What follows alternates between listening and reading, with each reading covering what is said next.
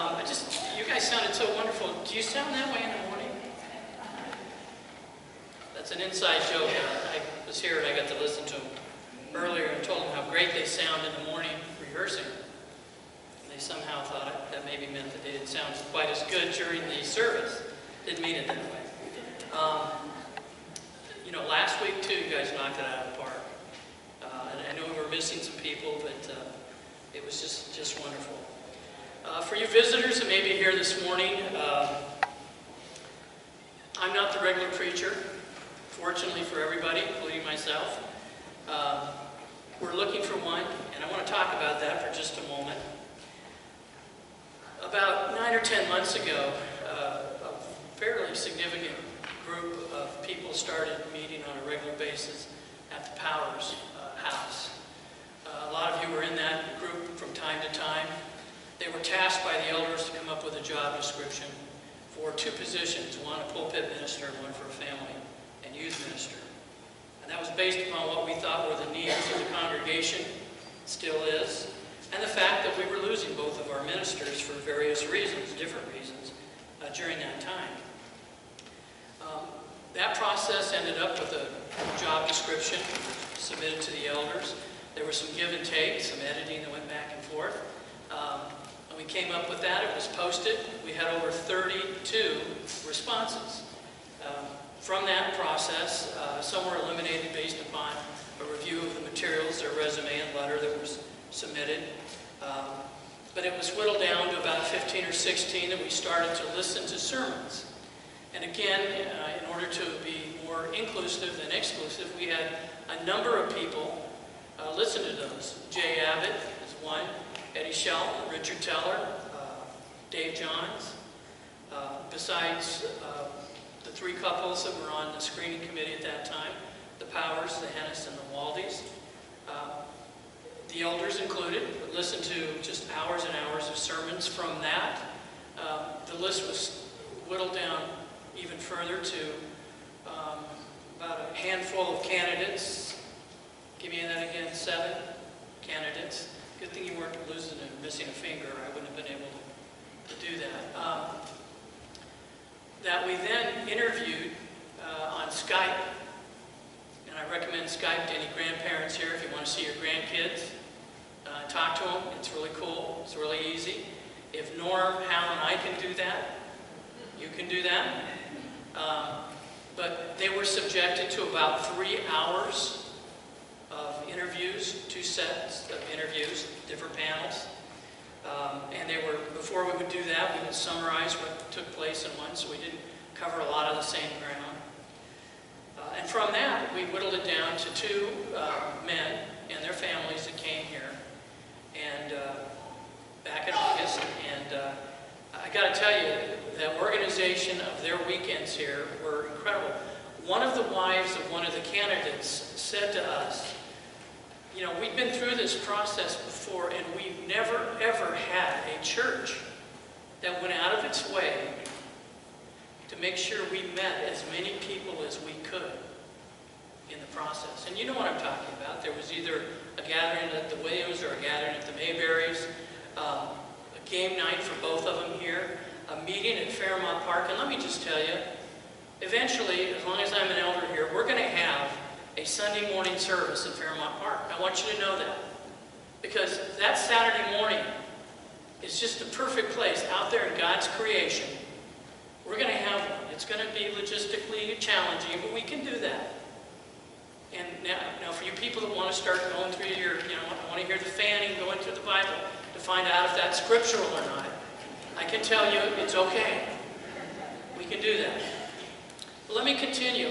We had a game night here. I'm not necessarily a big game night person, but I played some games that I'd never heard of. No money changed hands like it did at the Williams house that night. Kidding.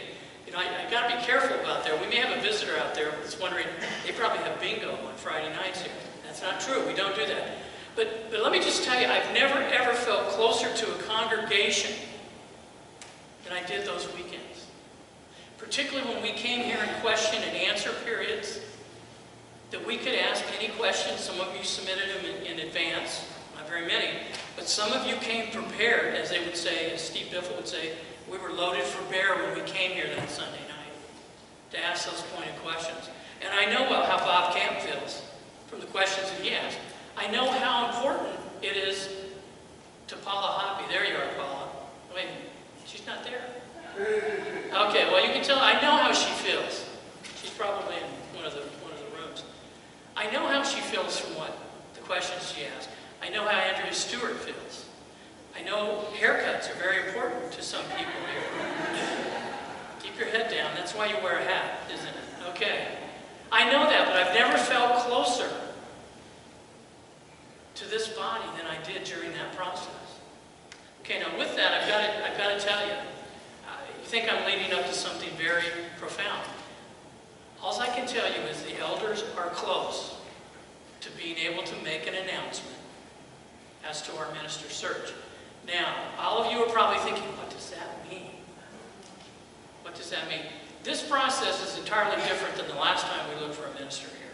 You can tell that by the history that I just related to you. This is not meaning we're in negotiations. This does not mean we were this far away from signing somebody up. It just means that what the elders think we need to do as a process hasn't been completed before we can make a formal announcement in any capacity to the church. Okay? So let me ask you to do this. Please don't call Renee or Wendy because you're afraid to call us and say, well, didn't they hire somebody? You know, it takes a process. And we want a minister here just as much as you do. And the reason why I say that is this is how great you were as a congregation. These are the comments that we received back from everybody. That, you know, and I can tell you, last Monday, we had a meeting, and we went over these as best we could. We made comments on your comments. And I just think they're just fantastic. A lot of detail, and I know I made a joke about somebody talking about haircuts, but the person that made that comment also spent a lot of time in giving us some feedback. So I just want you to understand that. We really, really appreciate that. But there's one in particular that I wanted to share with you because it meant a lot to me. Because remember, this is last Monday. I'm the person that's going to be preaching today. And this is how theirs started. And I love this couple. I've gotten to know the husband so much more than I ever did in the last few years. But this is what they said. This is the preface of their comments. I would say the most important issue here is to get a minister. And personally, I'm tired of seeing some guest speaker or other giving a gospel message with an exclamation point. Now, I want you to know that I could have probably been offended since I was next in line to stand up here. But I took that as inspiration that today I will try to do my best job for you to deliver a message from God's Word. So we take these seriously, but you provided some very, very good input. So thank you so much for that. Now I want to move on to our lesson today, and I want you right now to put yourselves in this mindset. And I know some of you have been there with loved ones in your family. You're sitting in the doctor's office or a conference room at the doctor's office. And it's that time that the doctor's going to come through that door, or the doctor's already there. And he may start off the conversation with, you know, I really think it's time you started to put your affairs in order. Or it starts off with, I don't have good news for you. Or I have very bad news for you. I want you to know, I have had the opportunity as an attorney to sit with a lot of the families here at those times when they understand that their days are limited here, and to help you with your estate planning. Now, I've had just as much, even more, opportunity to sit with you when you don't contemplate that, but you're just planning and you come in and that's great. But sometimes that doesn't happen. I've held hands with people in hospital rooms while they've signed their last will and testament, or their last provisions for their trust, or they've changed something. I've done that. But I want you to think about you being in a room, maybe your loved one, maybe your parents, maybe a spouse. You know, God, I hope it's not one of your children, but it happens. You're sitting there getting bad news. You know their time is limited here on earth. I want you in that mindset as I go on to talk about the sermon this morning. I want to just share with you a couple of personal things. When my mother's breast cancer came back, it had gone to her brain. My sister and I went down there and had to talk to the doctor. And I had to ask that question, how much time does my mother have? I didn't want to ask that question. And I know why I didn't want to ask that question. I didn't want to hear the answer to that question. Because my mother's time was limited on this earth. A few years later, when Jay was going through the situation with Eden, and he knew that my mother's cancer had returned to her brain, he came up to me before church one day and asked me, "Hey John, what kind of treatment do they offer when it goes to the brain?" I didn't really have the courage to tell Jay they don't really have much. Now they have more now, a little bit. But once cancer, unfortunately, when it spreads to your brain, there's very little they can do because of the membrane that separates the brain from the rest of the body, the blood vessels and so forth. And I knew Jay was facing the same situation I faced with my mother. Her time on earth was limited. Now, if I have you in that mindset, I want to talk about what Jesus contemplated, knowing his time here on earth was limited.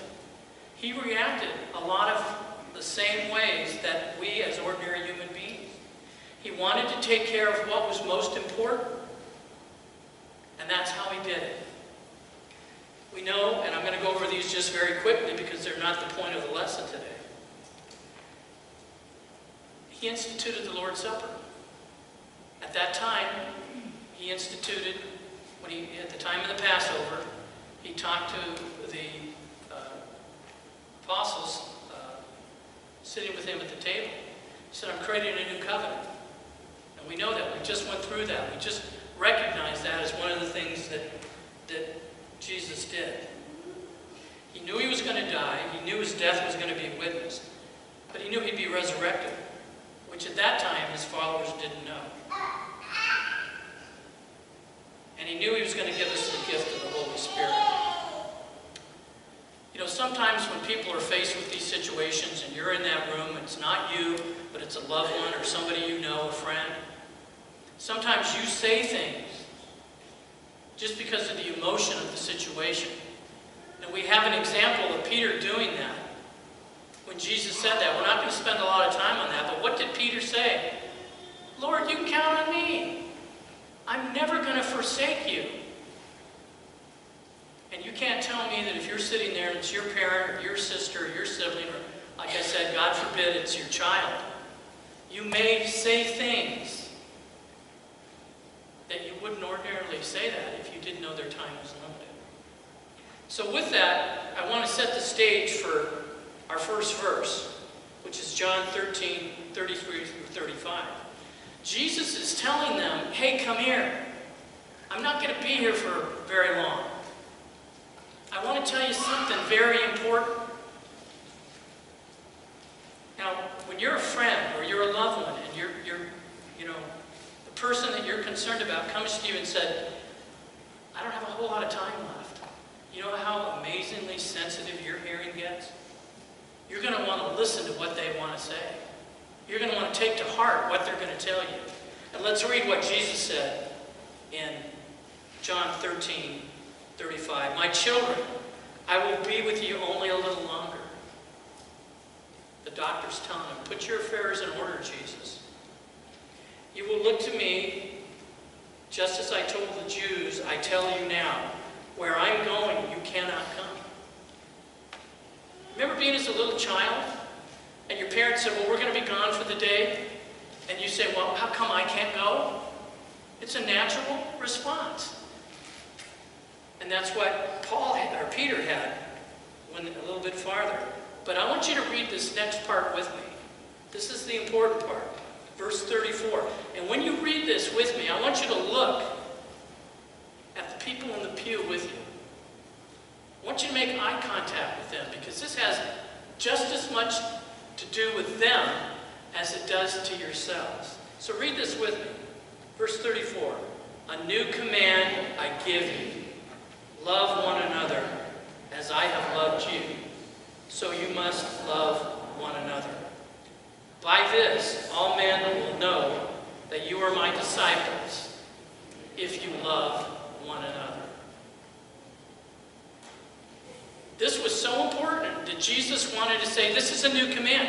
Now, there could have been a debate and say, well, wait a minute, you're telling me we weren't supposed to love each other? Well, you're going to love each other differently now.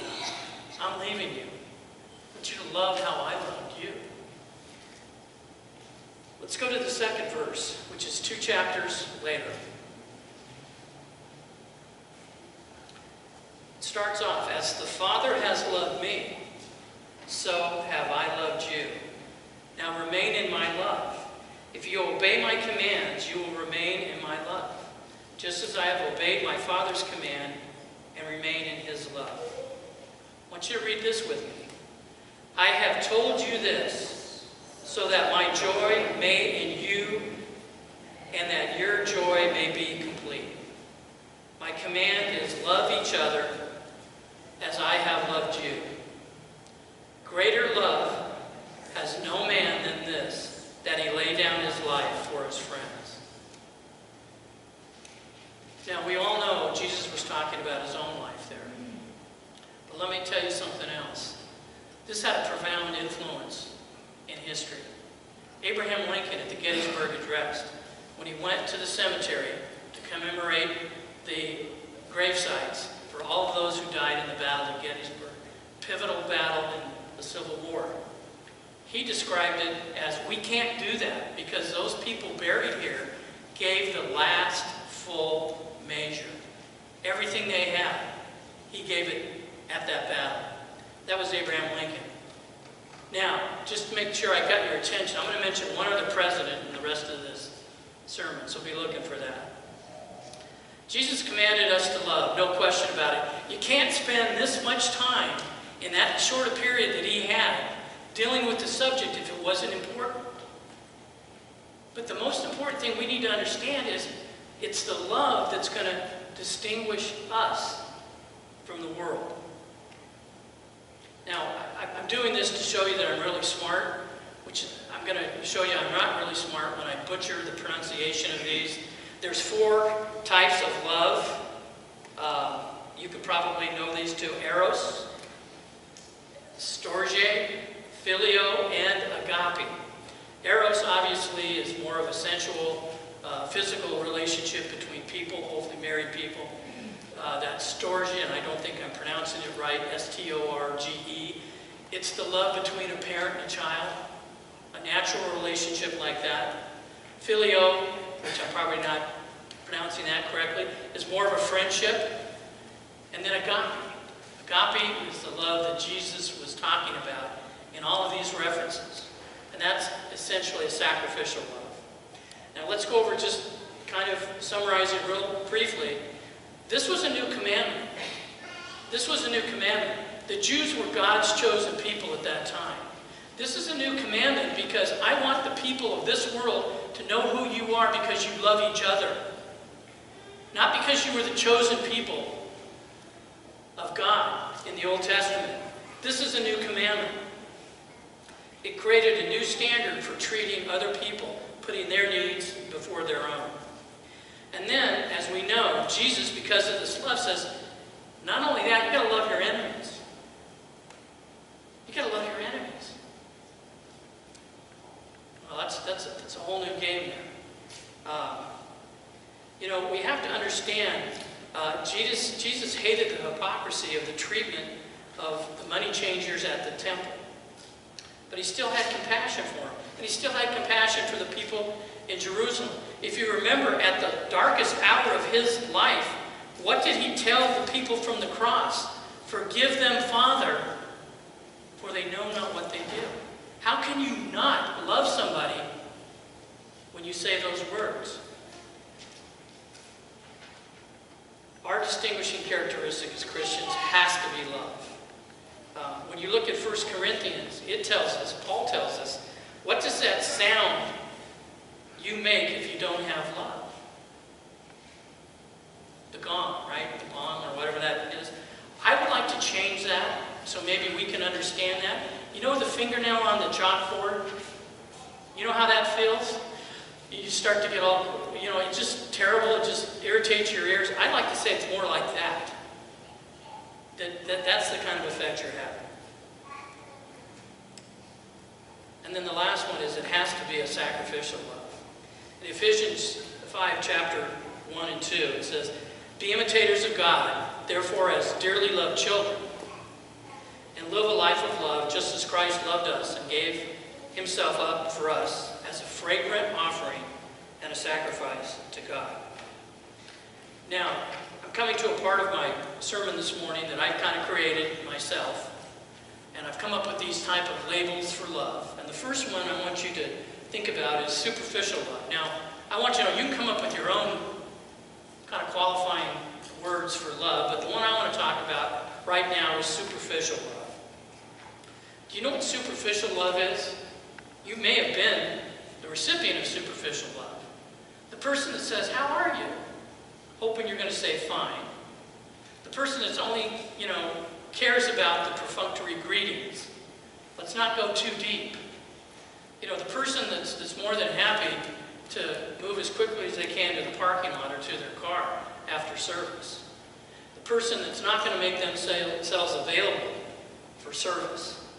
The person that says, "Yeah, I'll be more than happy to do that on Thursday. After the first full moon after the winter solstice, I'll be more than happy to help you." They're not going to put themselves in a position where they have to serve. And there's people, you may have worked for somebody like this. You may have worked with somebody like this. They'll go out of their way to make sure that they're never going to be in a position where they have to commit themselves to a type of service. I got to admit to you, there's a time I have, and it happens almost every Wednesday, which is one of my longer days at the office, and I come here and I teach an auditorium class. I usually don't eat, so my blood sugar is probably a little bit lower. When I get done with that auditorium class, about 8 o'clock, I want to go home. I want to be that person that kind of makes my way to the parking lot. One thing you find out as an elder, you really should find out as a Christian, is you're never off the clock.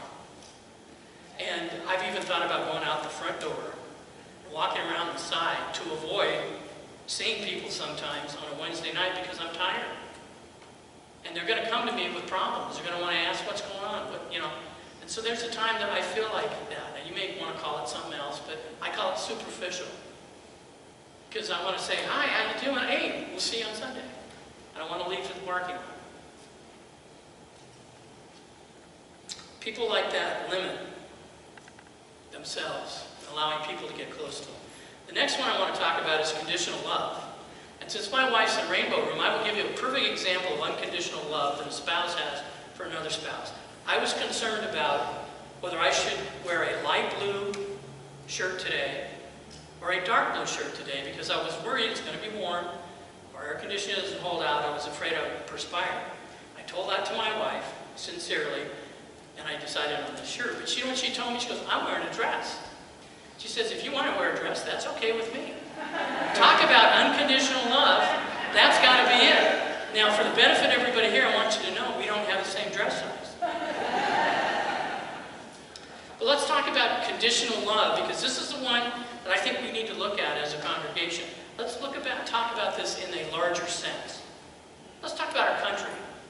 We have conditional love in our relationships with the other countries in the world. If you're aligned, and if you're a democratic government and you allow free elections, we're going to support you, we're going to give you foreign aid, and we're going to do some other things. And then occasionally, you may not even have that form of government, but as long as you're a dictatorship and you're against the people that we really don't like, that don't have those things, we're going to support you. But that's a condition. Let's look at it even a little lower level here.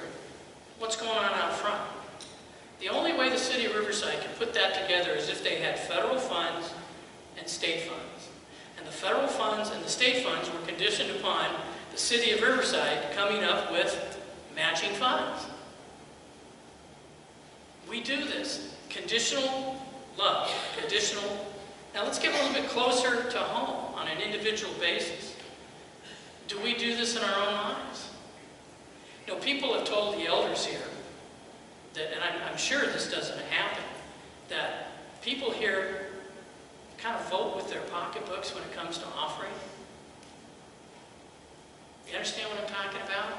Well, we don't have a minister now, so I don't really have to give as much because, you know, we're not paying to have somebody here. Or, you know, we're not really doing what I want to do. And one of the greatest strengths of this congregation is when we have a need, we respond. When we come up and say, hey, we need this for this particular, we need a vacation Bible school. Or, you know, we're going to raise money for the homeless people at Christmas time. This congregation responds, and I'm so proud of them, and I'm so proud to call them my brothers and sisters. But I will tell you, there's a time that you can respond conditionally to your general obligation to support this congregation. Let's go a little bit deeper than that. Do you have relationships that are conditional, that are based upon love? I have a bold print, beware parents, in my notes. Do you raise your children on conditional love? You got to do well in school. You've got to go to the right church the right amount of times. Now, I will tell you, you will probably raise what the world would say very successful children with conditional love. And I will also tell you that those children will lack compassion and mercy because the only type of love they ever experienced was conditional. I have to meet something. Fortunately, Jesus never looked at it that way. You can combine these: superficial, conditional. You may work in an environment that has conditional rewards. You have a certain sales quota. It may be something else. But anytime you put a condition on that love or that acceptance, you're not fully following Jesus' example of sacrificial love. Let's go to the next one, sacrificial love.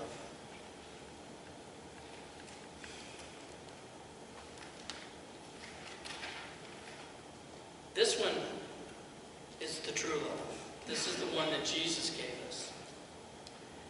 You respond to the needs, not the persons. You submit to others. And these are the characteristics of it. One is selfishly.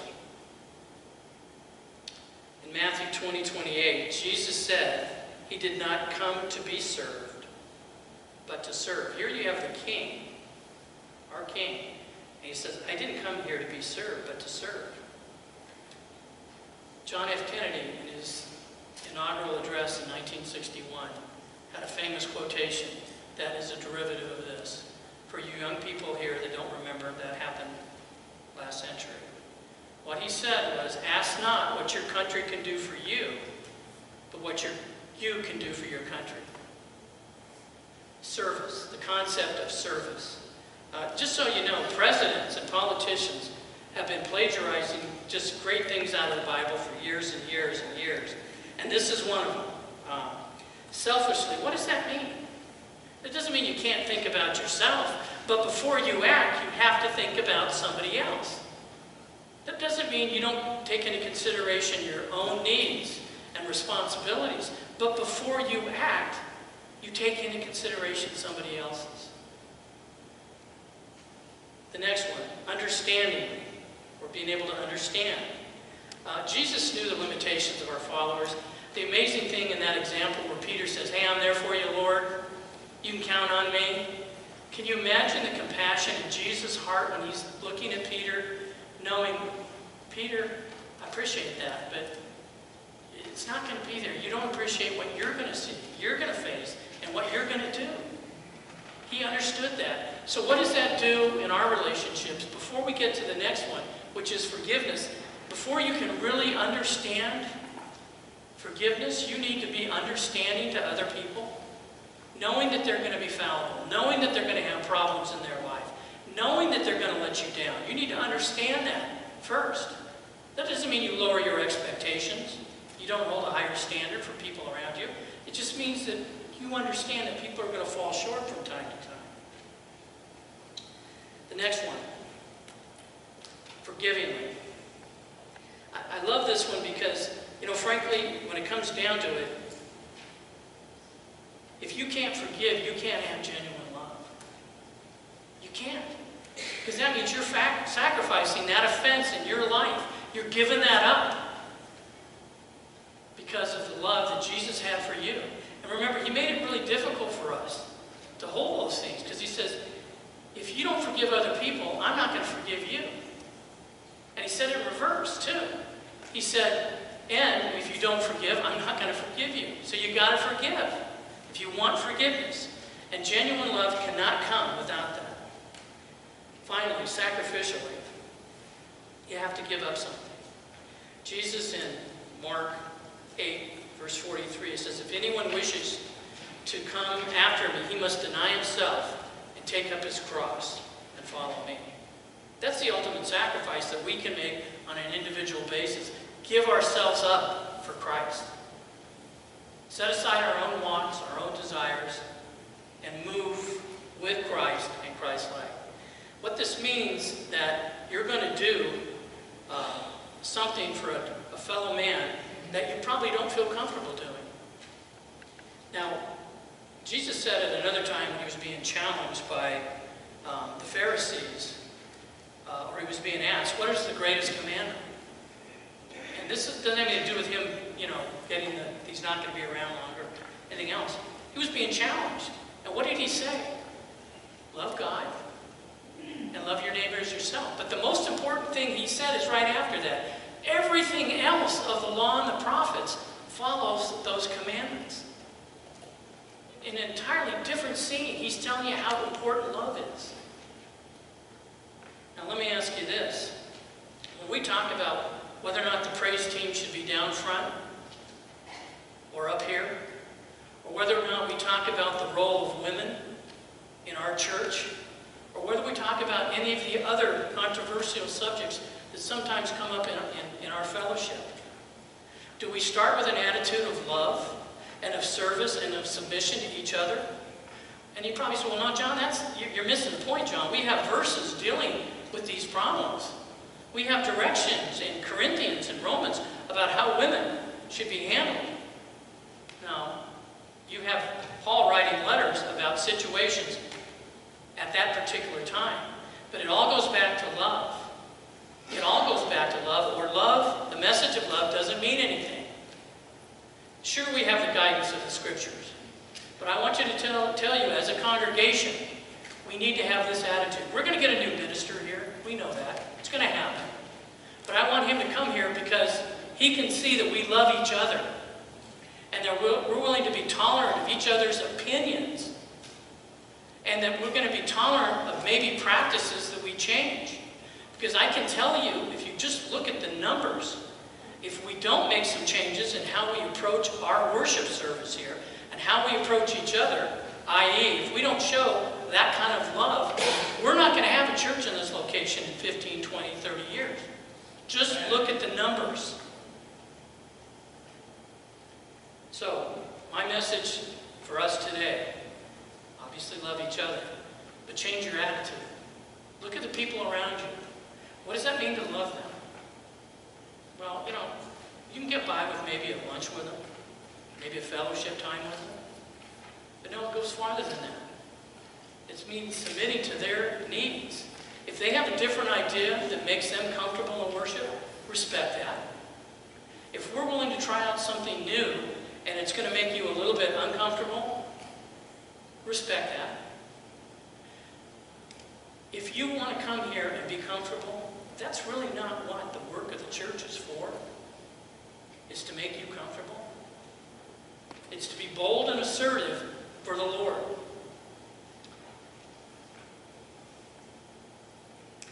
I don't do this preaching on a regular basis, so I don't have a polished invitation for you today. But let me leave you with just a couple of thoughts. We talked about last week, Andrew and Andy did, about September 11th. We saw the remembrances that we have. there was Lieutenant Heather Penny. Let me say that again, Lieutenant Heather Penny. She went to Purdue. Her father was a fighter pilot in Vietnam. And she always wanted to fly. She had a pilot's license. She was an engineering student. But in the early to mid-90s, the Armed Forces said, we will finally allow women to fly combat aircraft. And so instead of pursuing her engineering career, she enlisted in the United States Air Force. And she was assigned to a guard unit that had just completed 2 weeks of combat training prior to September 11, 2001. And on that Tuesday morning, she was sitting at Andrews Air Force Base when this nation was attacked. And just as we were unprepared as a country, there was not an armed combat plane in the vicinity of Washington, D.C. on that morning. And on that morning, she received an order, along with her commanding officer, to get in her plane, her F-16, and take off and try to find Flight 93. And it was, as her words said, and she didn't talk about this for 10 years, their instructions and their orders were to take that plane down by crashing into it. They had agreed that her commanding officer would take the cockpit and she would take the tail. And they said, well, maybe we could eject out, but they realized if they took the time to eject out of their planes, they would probably miss Flight 93. Now, the reason she's relating to this is because she said something very important. And as we know from, the statement, let's roll, the passengers of Flight 93 fought back. They took the plane down. But what she said was, the true heroes of that morning were the passengers on Flight 93. I was just a witness in history to their heroism. I want you to know that you as Christians and you that have been introduced to Christ are historical witnesses of his heroism for you on an individual basis. And because of that, this is the time that we would like to ask you, if you'd like to be baptized to complete your commitment to Christ, now is the time to come forward. If you have a situation in your life that has to be addressed through prayers or otherwise, please come forward and we'll be here to pray for you. If you want to just come forward for a hug or a handshake, I'll be here for you. If you want to come forward to tell this congregation that I love you, we'll provide you with a form to do that. But if you have any need in this regard, please come as we stand and sing.